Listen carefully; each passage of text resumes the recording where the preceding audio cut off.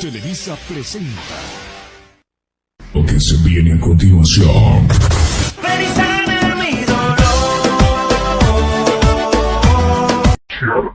En MP3.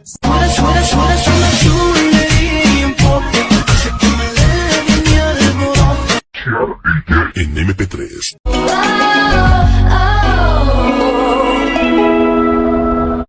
Buenas tardes, nosotros somos el equipo 3 conformado por Leonardo Granados y su servidor Diego Escamilla.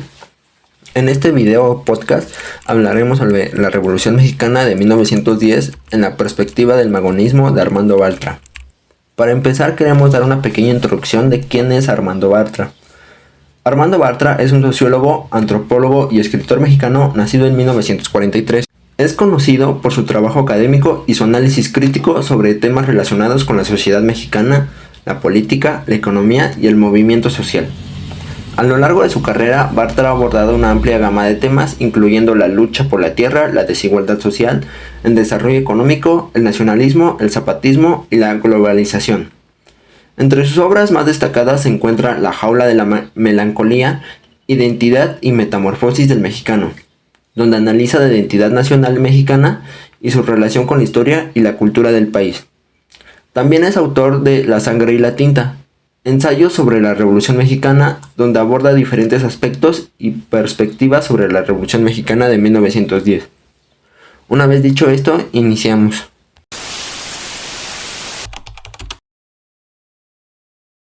Uno de los puntos principales que toca el autor es la derrota del magonismo. Esto no es solamente un esfuerzo del proletariado mexicano por construirse un partido, es también un intento por definir una política proletariada en una época del imperialismo y en un país dependiente y semicolonial, donde el campesinado constituye la mayoría de la población. Es un intento por definir por primera vez en la historia una alternativa proletaria en una revolución socialmente burguesa.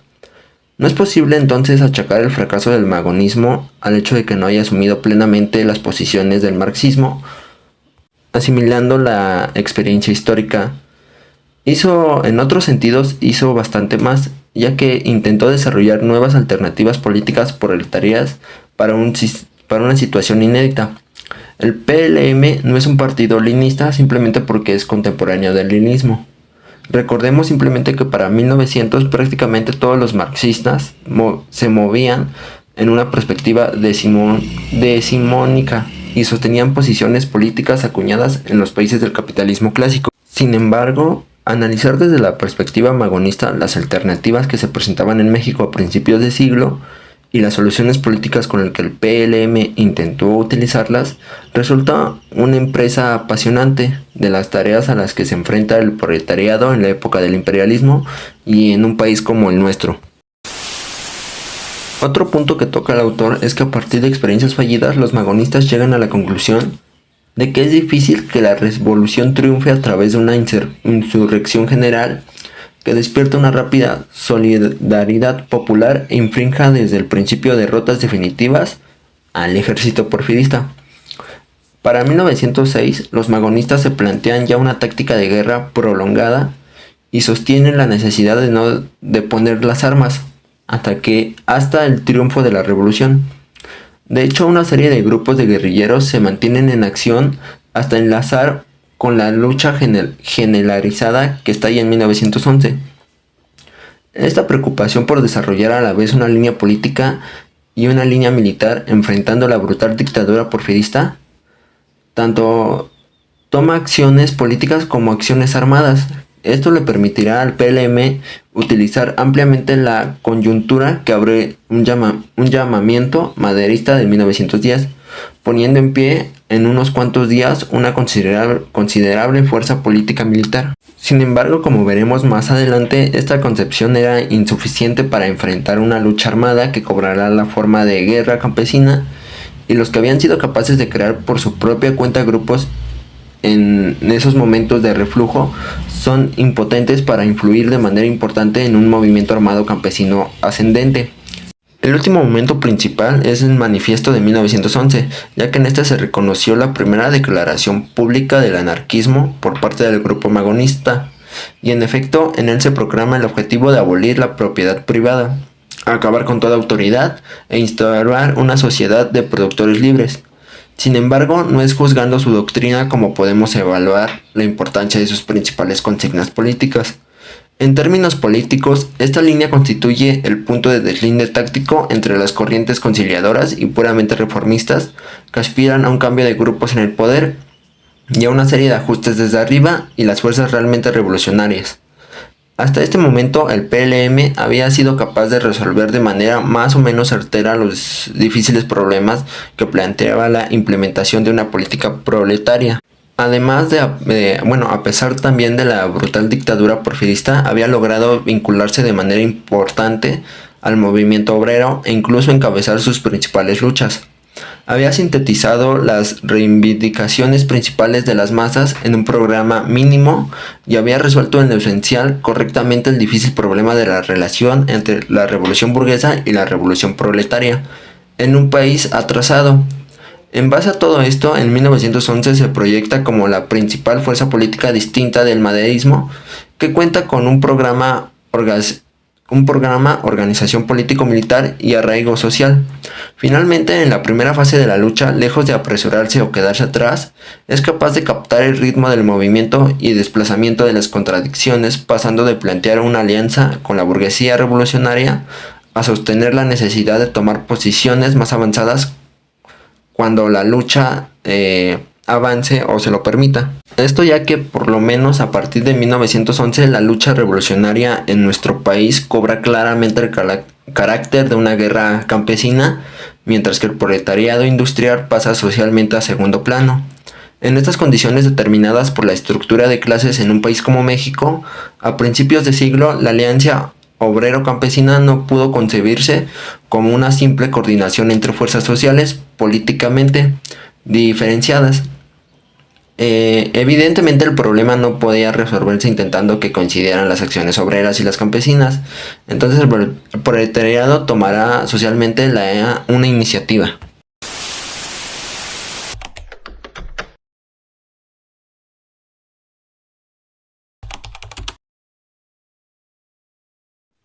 Los hermanos Flores Magón tuvieron una gran influencia ideológica por parte de los movimientos estudiantiles y juveniles de la Ciudad de México, donde se asentaron a temprana edad.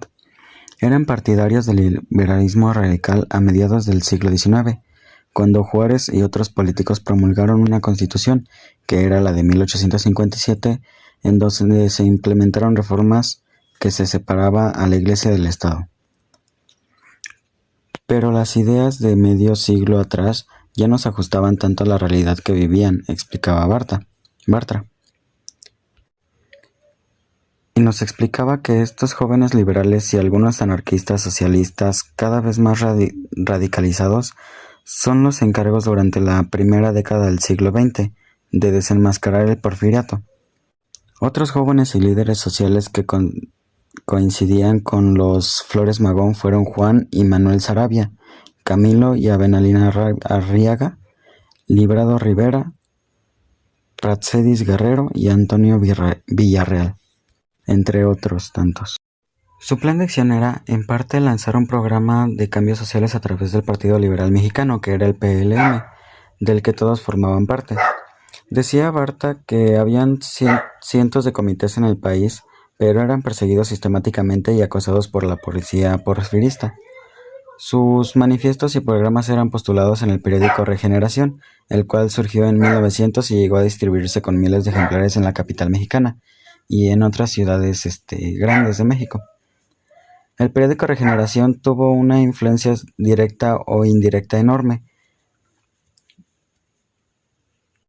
y se señalaba que en aquel México apenas el 20% de la población sabía leer, pero las ideas eran transmitidas de persona a persona.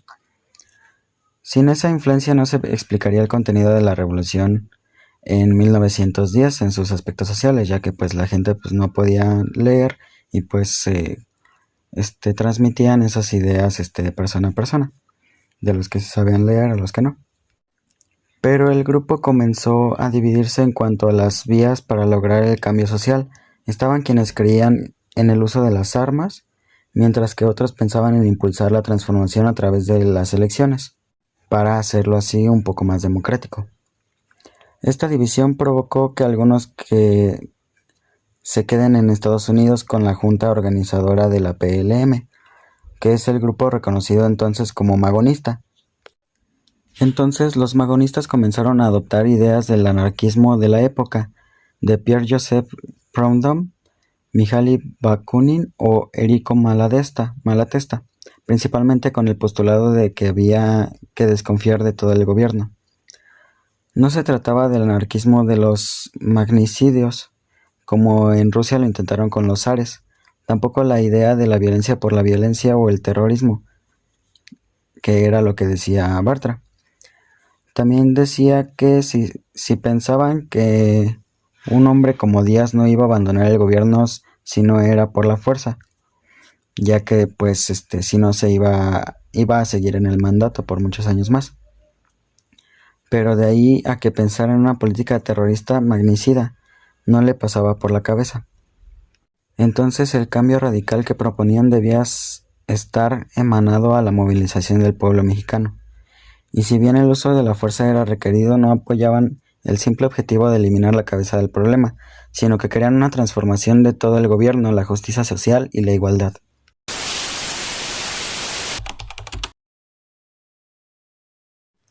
Los hermanos Flores Magón fueron perseguidos y encarcelados en varias ocasiones por el gobierno de Díaz, que tenía un férreo control de la prensa. Se vieron forzados en 1903 a exiliarse a Estados Unidos para desde ahí tener libertad de escribir y editar el periódico Regeneración, y que este fuera distribuido en México sin interferencias. Y pues estos se asentaron en San Luis, Missouri. A esto los magonistas consideraban que el problema raíz del país era la concentración de tierras, minas y fábricas en poder de unos pocos cercanos a Díaz. Fueron los primeros en proponer que la distribución de la tierra, las jornadas de trabajo disminuyeran a 8 horas, que tuvieran un salario mínimo y hasta la reivindicación del trabajo doméstico.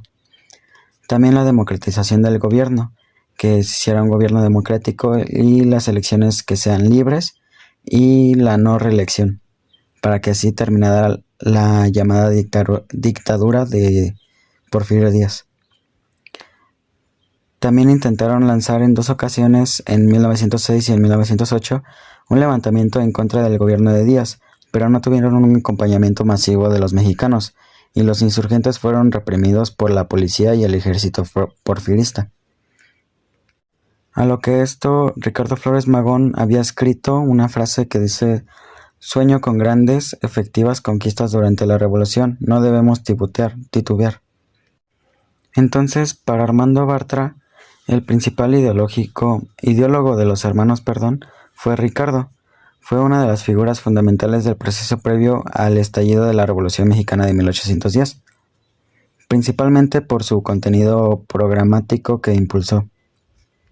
Y pues también decía que quizás esta es la influencia mayor del magonismo. La vía de la revolución no tiene demasiado éxito, pero las ideas del proyecto y de transformación se extienden y proliferan por el país, ya no a través de los magonistas, sino de otras corrientes revolucionarias.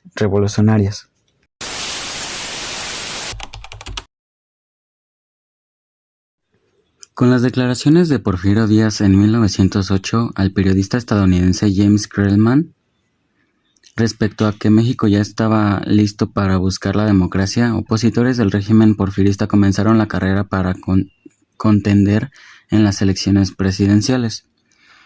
Con esto, Francisco Ignacio Madero sería uno de los opositores al porfirismo más firme en su intención, y en 1908 escribió y lanzó el libro llamado La sucesión presidencial en 1910, donde criticaba al porfirismo y demandaba las elecciones libres y democráticas. Con esto, Madero es lanzado por el Partido Nacional Antirreeleccionista como candidato presidencial. La popularidad del candidato del sufragio efectivo no reelección inquietó al régimen porfirista, y el 6 de junio de 1910, Francisco Ignacio Madero sería apresado en Monterrey y encarcelado en San Luis Potosí, donde se le confinó hasta que las elecciones presidenciales dieron ganador a Porfirio Díaz. Al ser liberado, escapa a los Estados Unidos, desde donde lanzaría el Plan de San Luis. Recordemos que el Plan de San Luis fue el documento ideado y promulgado por Francisco Madero, que arengó al pueblo de México a levantarse en armas contra la dictadura porfirista. Fue redactado en su totalidad por Madero en su exilio en San Antonio, Texas. Se llamó el Plan de San Luis Potosí por el día en el que se fechó el documento, 5 de octubre de 1910, día que Francisco Madero salió libre de prisión en San Luis Potosí de México. Sería hasta el 8 de octubre de 1910 que sería promulgado. Con esto, entre los puntos más importantes del Plan de San Luis, destacan la declaración de la nulidad de las elecciones presidenciales de julio de 1910, desconocía Porfirio Díaz como presidente de los Estados Unidos mexicanos. Madero pasaría a tomar la presidencia provisional de México y hacer justicia a los que por causa de la ley de terrenos baldíos hubieran sido despojados de sus tierras, y que el 20 de noviembre de 1910 a las 6 de la tarde todos los mexicanos tomaran las armas para derrocar al régimen porfirista. Como consecuencias de la proclamación de San Luis, del Plan de San Luis, los levantamientos armados fueron poco a poco creciendo, hasta hacer que el gobierno de Díaz optara por poner sobre la mesa su renuncia a la presidencia de México. Entonces los hermanos Cerdán serían los primeros idealistas de la no reelección. Al iniciar el 18 de noviembre de 1910 en Puebla, la rebelión que arengaría a la nación a levantarse en armas contra la reelección de Porfirio Díaz. Su afrenta al gobierno los convirtió en los primeros mártires de la causa. Por otra parte, en el norte de México, la caída de Ciudad Juárez en manos de los revolucionarios dio el triunfo a la revolución maderista arengada por el Plan de San Luis, que con los tratados de Ciudad Juárez, celebrados el 21 de mayo de 1911, logró la caída del régimen porfirista.